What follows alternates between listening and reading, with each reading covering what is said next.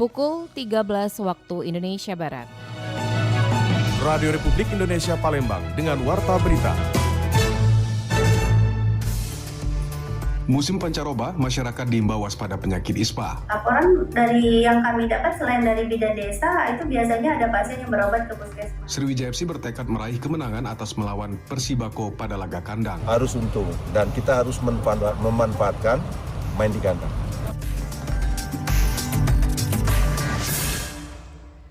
Itulah di antara informasi yang kami hadirkan siang ini, edisi Minggu 6 Oktober 2024 yang dihimpun tim redaksi RRI Palembang. Bersama saya Dela Wawi, kita mulai dengan informasi yang pertama.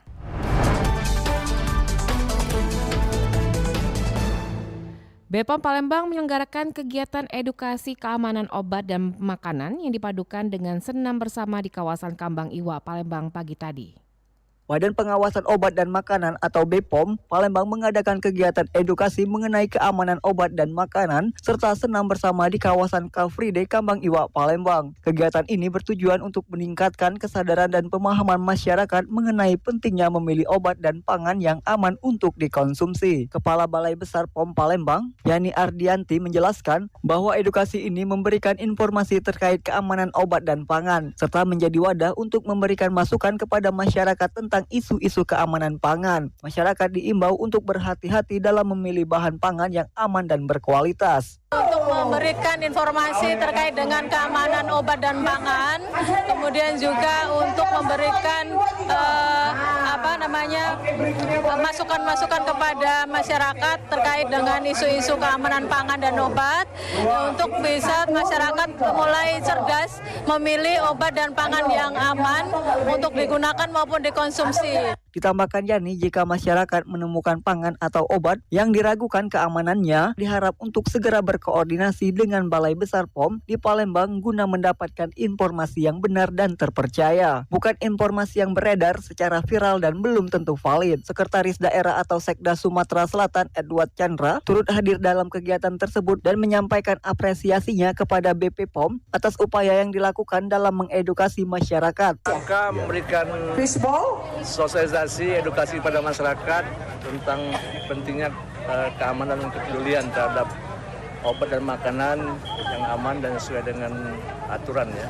Dan kita mengapresiasi atas inisiasi dari BP POM. Ia menegaskan pentingnya memilih dan mengkonsumsi obat serta makanan sesuai dengan aturan keamanan. Salah satu warga Perunas, Oci, yang turut serta dalam kegiatan ini menyatakan kegembiraannya bisa hadir dan mendapatkan pemahaman lebih mendalam mengenai keamanan pangan dan obat dan mendapatkan informasi yang bermanfaat tentang cara memilih makanan dan obat yang baik dan benar. Edukasi obat itu sangat bagus, terutama bagi ibu-ibu yang minim ilmu, bisa menambah informasi wawasan yang lebih baik lagi. Kegiatan ini diharapkan dapat meningkatkan kesadaran masyarakat Sumatera Selatan, khususnya warga kota Palembang, untuk lebih teliti dan peduli terhadap keamanan obat dan makanan yang mereka konsumsi sehari-hari. Dari Palembang, Sumatera Selatan, Muhammad Irfan, Pro 3 RRI terus mengudara untuk Indonesia. Diancam dengan pedang, Pak Sutri di Palembang jadi korban begal. Pasangan suami istri di Palembang menjadi korban begal bersenjata tajam yang diduga dilakukan oleh sekelompok remaja. Peristiwa ini ramai diperbincangkan di media sosial setelah sebuah video yang menunjukkan insiden di Sukabangun 2, Kecamatan Sukarami. Dalam kejadian tersebut, pasangan ini nyaris terluka saat berusaha mempertahankan sepeda motor mereka dengan sang istri terlihat berlari dan berteriak meminta pertolongan. Salah satu korban, Ahmad Kolrik, menjelaskan kejadian ini terjadi saat suami istri pulang berboncengan. Tiba-tiba 3 pelaku mengendarai satu sepeda motor mendekati mereka dan meminta menyerahkan motor mereka sambil mengayunkan senjata tajam. Korban terkejut, hampir terjatuh sementara para pelaku langsung mengambil sepeda motor dan melarikan diri.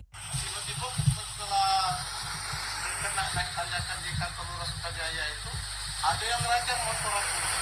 Apa tuh ibarat sempat panik kan, siapa ini yang ini ya kan, tidak tahu kan.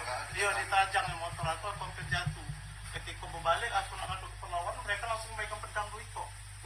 Mereka bonceng 3, 2 yang bawa pedang, satunya standby di motor. Kasihnya apa Kak? Tadi kita sebutkan juga bahwa pelaku tawuran juga atau gimana? Mereka nih kalau kita pernah tanya informasi dari teman-teman, mereka nih modusnya tawuran. Mungkin mereka nih mau persiapan mau pergi tawuran ataupun setelah mereka nih balik tawuran. Nah itu makanya mereka bawa senjata. Kalau yang ada kesempatan mereka sampai sekali begal tadi mungkin. Aksi begal tersebut diduga dilakukan oleh sekelompok remaja yang baru saja selesai tawuran di sekitar lokasi. Ahmad Kholik dan istrinya telah melaporkan kejadian tersebut ke Polsek Sukarami Palembang. Lamsi Hersiltonga melaporkan.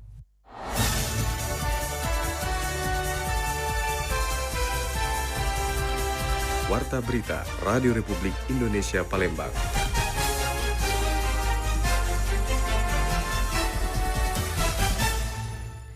Kecelakaan di turunan Abi Hasan Kota Palembang kembali terjadi. Kali ini truk kontainer menabrak mobil box dan tiang listrik.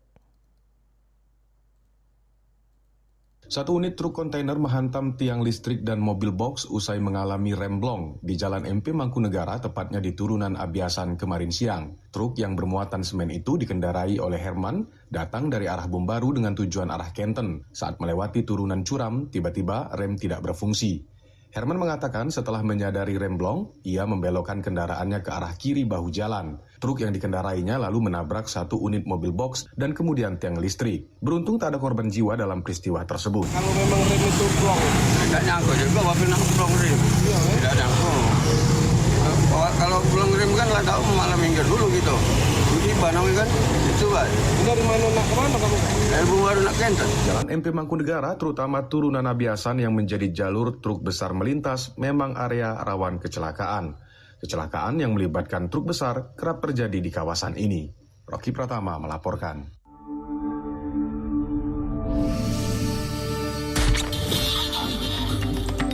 Berita Daerah Radio Republik Indonesia Palembang.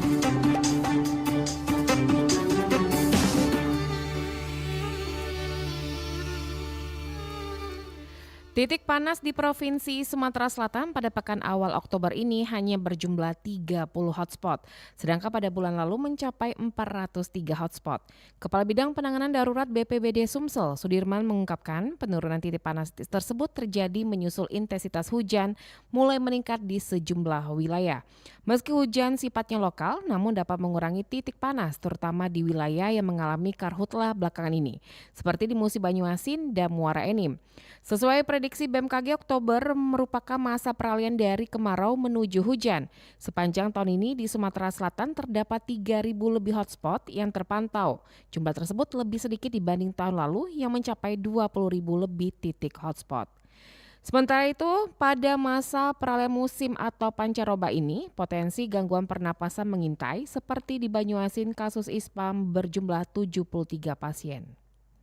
Penyakit ISPA selain ada juga beberapa penyakit demam berdarah kalau khusus untuk di wilayah kerja Puskesmas Pangkalan Balai. Memasuki musim pancaroba, masyarakat Kabupaten Banyuasin dihimbau untuk meningkatkan kewaspadaan terhadap penyakit infeksi saluran pernapasan akut atau ISPA dan demam berdarah dengue atau DBD. Puskesmas wilayah Pangkalan Balai mencatat lonjakan kasus ISPA selama September 2024 dengan total 73 pasien yang terjangkit. Menurut Dr. Nilawati, Kepala Puskesmas Pangkalan Balai, anak-anak merupakan kelompok yang paling rentan terhadap penyakit ini. Ia menjelaskan bahwa faktor lingkungan dan kebiasaan konsumsi jajanan yang kurang sehat menjadi pemicu utama bagi anak-anak terkena ISPA. Selain daripada ISPA, DBD juga menjadi ancaman serius selama musim pancaroba ini. Kasus demam berdarah di wilayah kerja Puskesmas Pangkalan Balai terus dipantau, meskipun hingga kini belum ada laporan lonjakan kasus yang signifikan. Namun, masyarakat tetap diminta waspada dan melakukan tindakan pencegahan. Kalau untuk ISPA sendiri ya dari pola hidup yang kurang baik sih, seperti kurang menjaga pola makan, kemudian menjaga lingkungan sekitar. Laporan dari yang kami dapat selain dari bidan desa itu biasanya ada pasien yang berobat ke puskesmas. Selain dari itu, masyarakat juga disarankan untuk segera memeriksakan diri ke fasilitas kesehatan jika mengalami gejala-gejala ISPA atau DBD agar dapat segera ditangani. Pihak puskesmas bekerja sama dengan bidan desa serta layanan kesehatan lainnya untuk memantau dan memberikan perawatan kepada pasien yang membutuhkan. Dengan meningkatnya kasus ISPA, Tindakan pencegahan dan kewaspadaan menjadi kunci untuk menjaga kesehatan di tengah perubahan cuaca yang ekstrim selama musim pancaroba ini. Dari Puskesmas Pangkalan Balai, Kabupaten Banyuasin, Muhammad Maulana, RRI Pro 1 terus mengudara untuk Indonesia.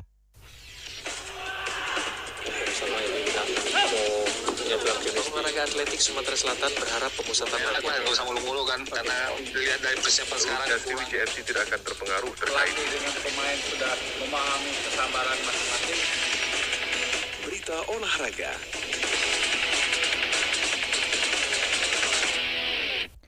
Serja FC bertekad meraih kemenangan atas melawan Persikabo pada Liga Kandang yang akan berlangsung di Stadion Gelora Serjaya Jakabaring, Palembang. Dukungan supporter diharapkan dapat memberikan semangat lebih bagi Laskar Wongkito untuk memperbaiki posisi klasemen. Sriwijaya FC akan melakoni laga kandang melawan Persikabo pada lanjutan Liga 2 musim 2024-2025 di Stadion Gelora Sriwijaya Jakabaring pada petang nanti. Pertandingan ini menjadi momen penting bagi Laskar Wongkito untuk membuktikan diri di hadapan para pendukungnya setelah sebelumnya hanya meraih hasil imbang dalam 2 laga kandang melawan PSKC Cimahi 1-1 dan Persikota Tangerang 0-0. Pelatih Sriwijaya FC Henry Susilo mengatakan bermain di hadapan supporter akan menjadi momen yang sangat menguntungkan bagi timnya. Dirinya pun mengingatkan anak-anak asuhannya untuk memanfaatkan setiap kesempatan dalam pertandingan. Saya pikir ada berapa ya mungkin asingnya strikernya itu saya lihat ada perhatian tapi tidak terlalu khusus sebetulnya.